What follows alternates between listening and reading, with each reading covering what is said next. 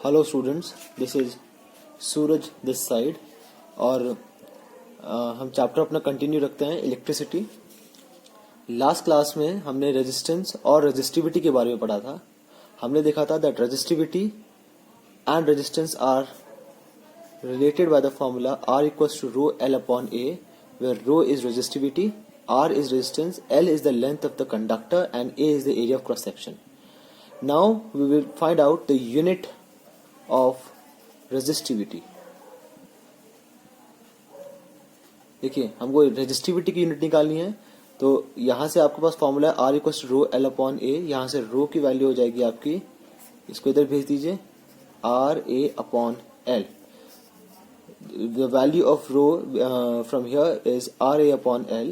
Now put the values of the units. We know the unit of resistance is ohm, the unit of SI unit of area is meter square, and that of length is meter.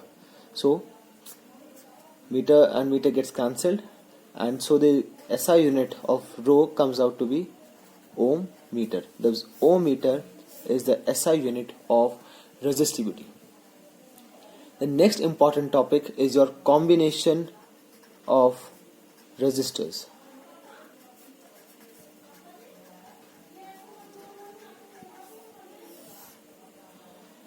The next important topic is the combination of resistors. As we have learned in earlier classes that a resistor is a wire or a conductor of fixed resistance. जो resistor होता है वो आपका एक fixed resistance क्या conductor या कोई wire होती है। बेसिकली रेजिस्टर्स को ज्वाइन करने के दो तरीके होते हैं, यहां पर हम वही देखेंगे। There are two ways of joining resistors which are we can connect them in series connection and we can connect them in parallel connection. So will look how resistors are connected in series and how they are connected in parallel. First of all will take series connection. Series connection देखिए, consider तीन resistors लीजिए, R1, R2 and R3। तीन resistors हैं आपके पास। They may be of different values और they may be of same values as well.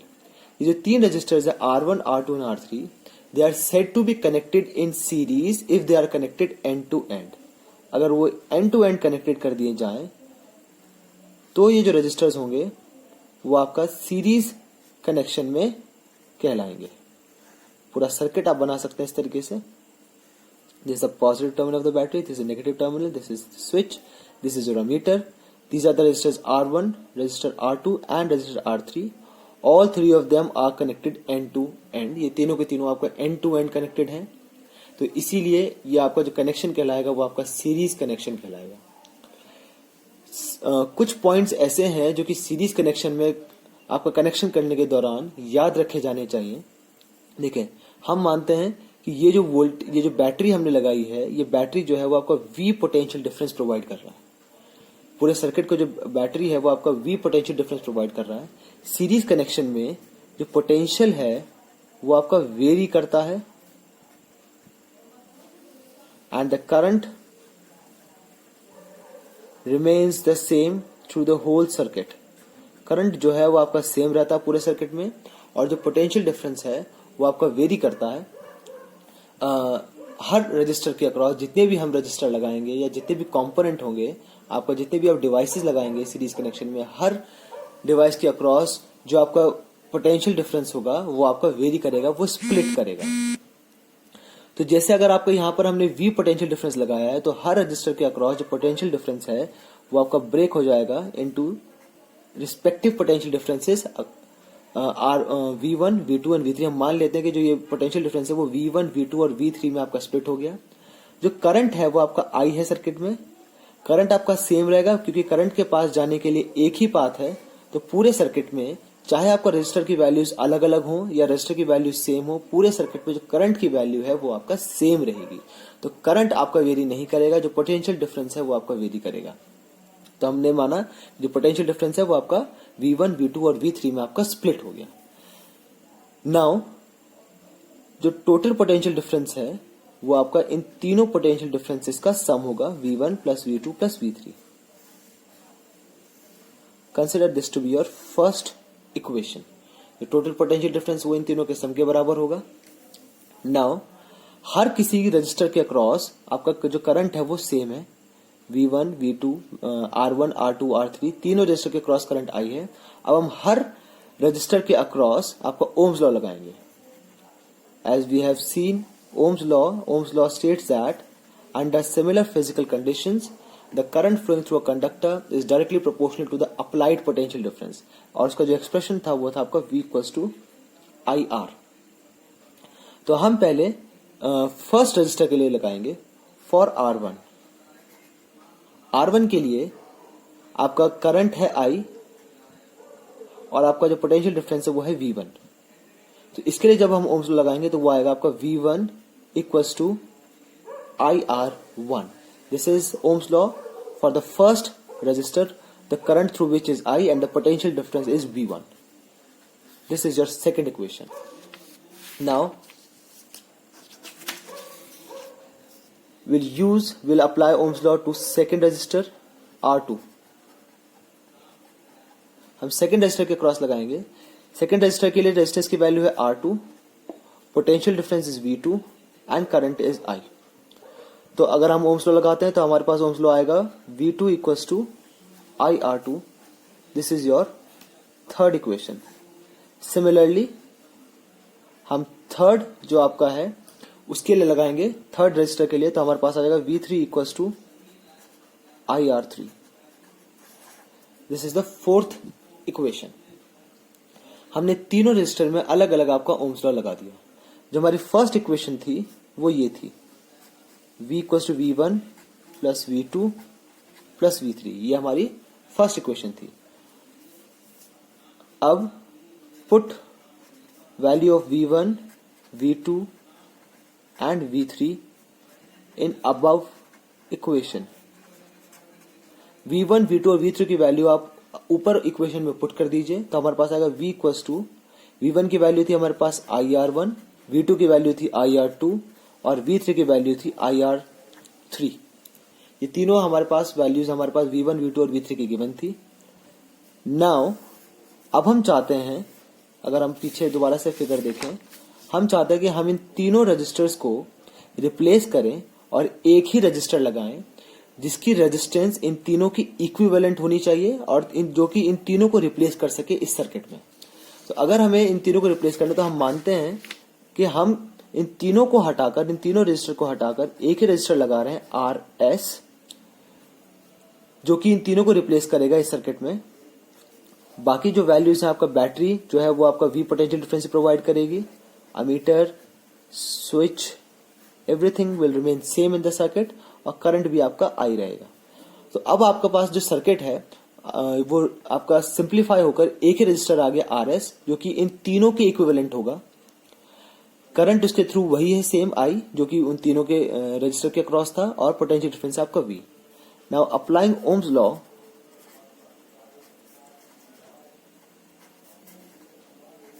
To above, इसमें अगर हम ओम्स लॉ लगाते हैं तो रेजिस्टेंस है RS, पोटेंशियल डिफरेंस है V और करंट है आपका I. तो ये आ जाएगा V इक्वल्स टू IRS.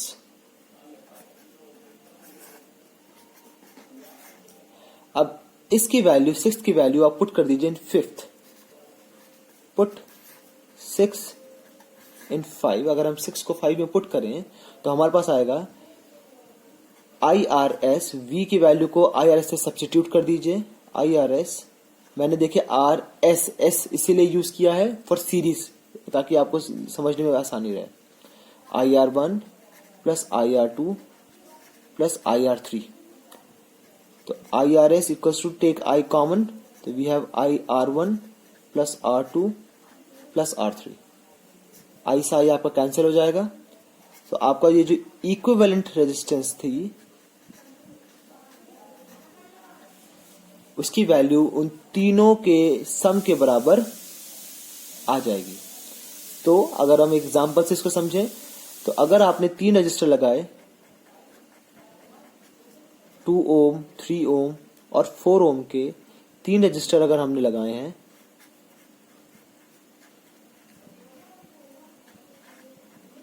और हम इन तीनों की इक्विवेलेंट रेजिस्टेंस निकालना चाहते हैं और ये सीरीज में कनेक्टेड है, तो इन तीनों की इक्विवेलेंट रेजिस्टेंस RS इन तीनों का सम हो जाएगी। Simply it would be the sum of all 3, जो कि आपका 9 ओम आएगा। तो ये था आपका सीरीज कनेक्शन। जब हम सीरीज में कनेक्ट कर रहे हैं तो आपका इस तरीके से हम इक्विवेलेंट रेजिस्टेंस की वैल्यू निकालेंगे। Now the second type of connection that we make is parallel connection. जो दूसरा कनेक्शन है वो आपका पैरेलल कनेक्शन है।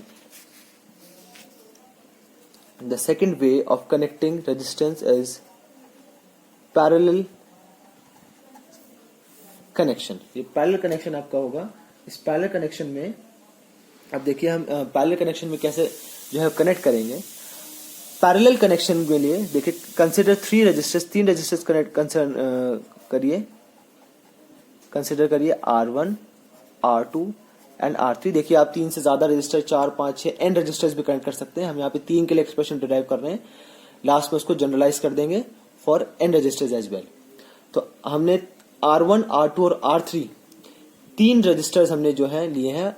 रजिस्टर्स अगर हमें इन्हें पैरेलल में कनेक्ट करना है, the resistors are said to be connected in parallel if the resistors are connected between 2 common points. अगर सभी रजिस्टर्स 2 कॉमन पॉइंट के बीच में कनेक्टेड हैं तो हम कहेंगे जो सभी रजिस्टर्स हैं वो आपका पैरेलल कनेक्शन में। अब 2 कॉमन पॉइंट के बीच में कैसे होंगे देखिए, एक पॉइंट मान लीजिए ये A, एक पॉइंट मान लीजिए B। R1, R2 और R3। देखिए R1, R2 और R3 तीनों आपका इन 2 कॉमन पॉइंट A और B के बीच में ही आपका कनेक्टेड है। A और B के बीच में ही कनेक्टेड है आपका।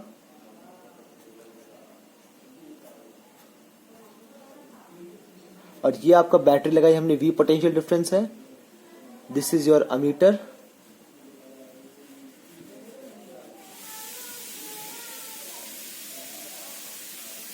This is your switch. तो ये आपका R1, R2 और R3 3 रजिस्टर्स हैं जो कि कनेक्टेड हैं। V आपका पोटेंशियल डिफरेंस है, A आपका अमीटर है और ये आपका स्विच हमने लगाया है। तीनों के तीनों आपका देखिए जो सर्किट से जो करंट जा रहा है वो आपका I जा रहा है। यहाँ पे पैरेलल कनेक्शन में the things to be measured remembered is that potential remains same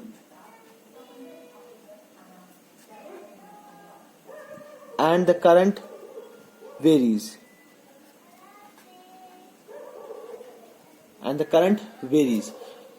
आपका करंट हर रजिस्टर के अक्रॉस आपका वेरी करेगा। जितने भी आपका रेजिस्टेंस है 3 है तो तीनों के अक्रॉस अलग करंट जाएगा। कितना करंट किस रजिस्टर के अक्रॉस जाएगा दैट डिपेंड्स अपॉन कि उस रजिस्टर की वैल्यू कितनी है। करंट आपका वेरी करता है, पोटेंशियल आपका सेम रहता है। अब हम इसके लिए भी एक इक्विवेलेंट एक्सप्रेशन का रेजिस्टेंस का एक्सप्रेशन जो है वो आपको डिराइव करेंगे। देखें ये I करंट आपका जा रहा था तो ये यहां पर आकर हर रेजिस्टेंस के अक्रॉस आपका जो है स्प्लिट हो जाएगा into I1, I2 and I3। अगर ज्यादा रेजिस्टर होते तो I4, I5 में स्प्लिट हो जाता। तो करंट आपका जितने रेजिस्टेंस होंगे उन हर रेजिस्टेंस की वैल्यू के हिसाब से आपका करंट जो है वो आपका उनसे पास करेगा। तो जो टोटल करंट होगा I वो आपका that will be equal to the sum of all the currents I1 plus I2 plus I3। Consider this to be your first equation। अब हम ओम्स लॉ लगाएंगे हर रजिस्टर के अक्रॉस वापस से। Using Ohm's law we have V equals to IR, so I equals to V upon R। अब देखिए पहले resistance R1 के लिए लगाइए। फॉर फर्स्ट रजिस्टर, पहले रजिस्टर के लिए आपका रेजिस्टेंस है R1, पोटेंशियल देखिए सब में सेम रहेगा V, करंट है आपका I1। तो आपका ओम्स लॉ लगाएंगे, ये फॉर्मूला लगा दीजिए I1 equals to V upon R1। Second और थर्ड रजिस्टर के क्रॉस भी हम यही फॉर्मूला लगाएंगे। सेकंड के लिए जो आपका रेजिस्टेंस है वो है R2, पोटेंशियल है आपका V, और आपका जो करंट है वो है I2। तो I2 की वैल्यू हो जाएगी आपकी V upon R2 sorry, and similarly for R3 the expression will be I3 equals to V upon R3. This is your second equation. This is your third equation. This is your fourth equation.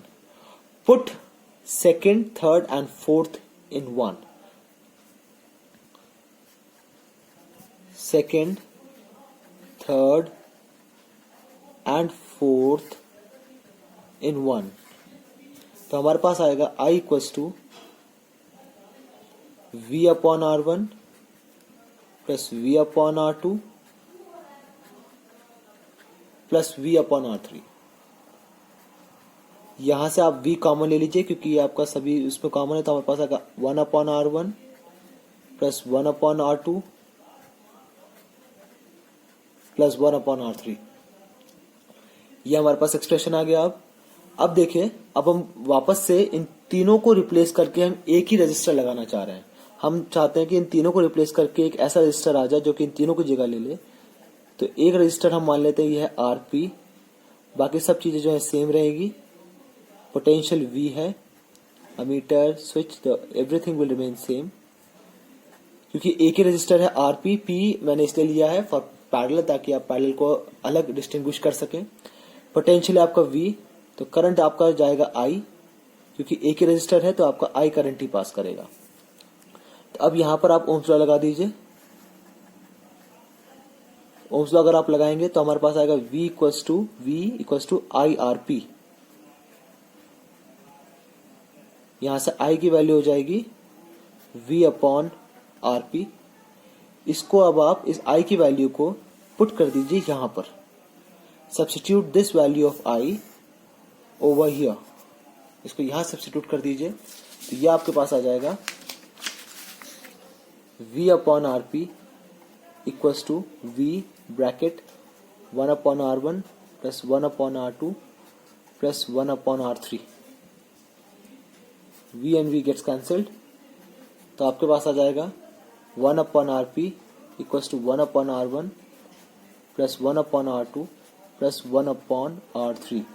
Thus this is the value, this is the expression for 3 resistors which are connected in parallel. अगर आपको उनकी equivalent resistance निकालनी है तो आप इस तरीके से निकाल सकते हैं। फॉर एग्जांपल अब हम देख लेते हैं। सपोज 3 रजिस्टर हैं आपके, 2, 4, 6, 2 ओम, 4 ओम और 6 ओम के 3 रजिस्टर हैं। तीनों को हमने पैरेलल में कनेक्ट किया है और हमें बताना है कि इन तीनों की इक्विवेलेंट रिप्लेस की वैल्यू क्या होगी। तो फॉर्मूला लगा दीजिए अब 1 upon RP equals to 1 upon R1 plus 1 upon R2 plus 1 upon R3। तो ये आ जाएगा आपका 1 upon 2 plus 1 upon 4 plus 1 upon 6।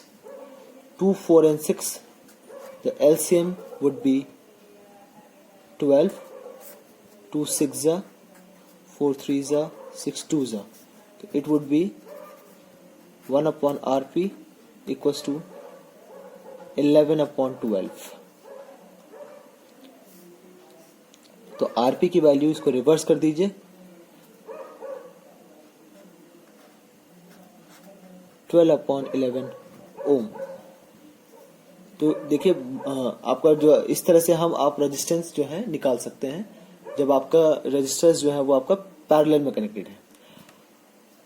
अगर अब हम इन एक्सप्रेशंस को जनरलाइज कर देते हैं, generalise the expression for series and parallel connections. अगर n रेजिस्टर्स कनेक्टेड है, फॉर n रेजिस्टर्स,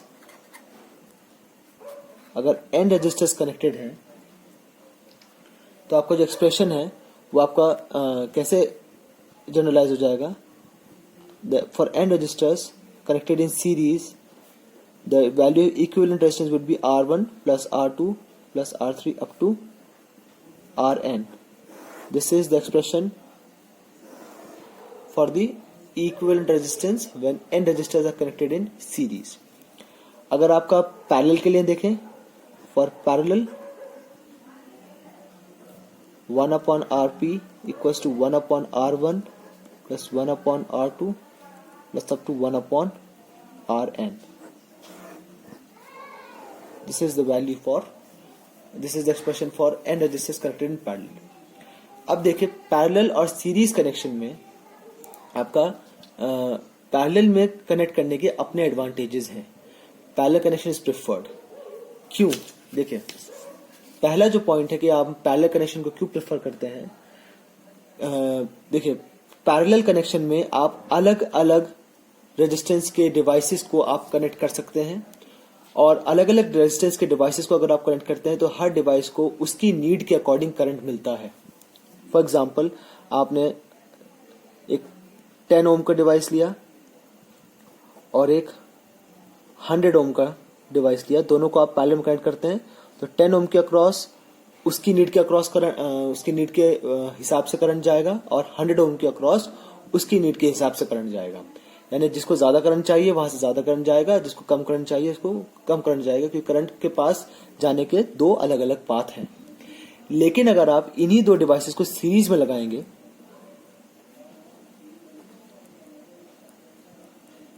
तो दोनों के अक्रॉस एक ही वैल्यू ऑफ करंट जाएगी, क्योंकि करंट के पास जाने के लिए एक ही सिंगल पाथ है, जिससे आपका जो डिवाइसेस है वो प्रॉपर काम नहीं करेंगे, क्योंकि दोनों डिवाइसेस की जो करंट की रिक्वायरमेंट है वो अलग अलग है। तो इसीलिए आप पैरेलल कनेक्शन प्रेफर करते हैं जब आपको डिवाइसेस, ऐसे डिवाइसेस कनेक्ट करने हैं जिनकी रेजिस्टेंस की जो वैल्यू है वो आपका बहुत वेरी करती है। जो दूसरा आपका एडवांटेज है पैरेलल कनेक्शन में, पैरेलल कनेक्शन में अगर एक अप्लायंस काम करना बंद कर दे तो बाकी अप्लायंस आपका काम करते रहते हैं, क्योंकि करंट के पास जाने के लिए पाथ होता है। तो if one device stops working the other devices keep on working, thus the devices can be operated independently। लेकिन सीरीज कनेक्शन में आपका क्योंकि एक ही पाथ होता है करंट जाने के लिए, तो अगर एक डिवाइस काम करना बंद कर दे तो बाकी डिवाइसेस भी काम करना बंद कर देते हैं। That is the appliances can not be operated independently. उनको आप इंडिपेंडेंटली ऑपरेट नहीं कर सकते, एक काम करना बंद करेगा बाकी भी काम करना बंद कर देंगे। फॉर एग्जाम्पल जैसे हम जो दिवाली में जो फेरी लाइट्स लगाई जाती हैं उनमें हम देखते हैं कि कभी कभार एक बल्ब खराब होता है तो बाकी सारे बल्ब्स भी जो है वो आपका काम करना बंद कर देते हैं, बिकॉज वहां पे जो बल्ब्स होते हैं they are connected in series. तीसरा जो एडवांटेज है वो ये है कि पैरेलल कनेक्शन में आपका जो पूरे सर्किट की जो रेजिस्टेंस होती है वो मिनिमम होती है, और सीरीज कनेक्शन में जो रेजिस्टेंस होती है वो आपका मैक्सिमम होती है।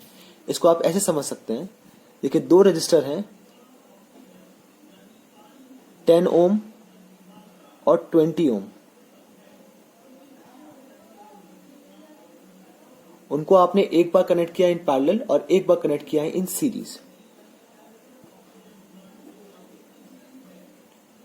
देखिए जब आपने इनको पैरेलल में कनेक्ट किया है तो आपका जो इक्विवेलेंट रेजिस्टेंस आएगी 1/Rp equals to 1/10 plus 1/20, LCM would be 20।